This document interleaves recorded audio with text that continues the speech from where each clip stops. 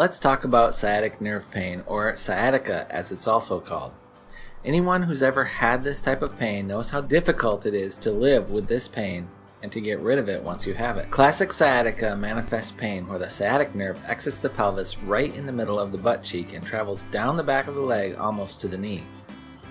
If your pain travels past the knee into your calf or foot, more than likely it is not the sciatic nerve that is involved, but either the L5 or S1 nerve root. So the doctor will be taking a closer look at those areas if your pain goes that far down. A painful sciatic nerve is difficult to get immediate relief on because the nerve itself is as big around as your thumb, and the bigger the nerve, the more discomfort you're going to feel. Once a nerve that big gets irritated enough to cause you pain that radiates down your leg, then the doctor knows that you've had a long-standing problem that's causing the irritation on the nerve. The sciatic nerve is made up of nerve roots L4, L5, S1, S2, and sometimes S3. It all comes together as it exits the pelvis right through the sciatic notch.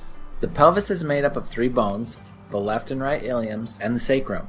The ilium meets the sacrum at the sacroiliac joint. When the sacroiliac joint gets misaligned, it can cause irritation against the sciatic nerve, causing pain in the sciatic nerve. It can be easy or hard to fix depending on how long the patient has had the problem and any trauma that they have endured. At Thrive Chiropractic, we use the Thompson technique with table drops to bring the pelvis alignment back to normal and allow the sciatic nerve to heal. It's not going to get better overnight, so the sooner you get started on getting it fixed, the faster it'll go away. We can help with pain going down your leg, so give us a call.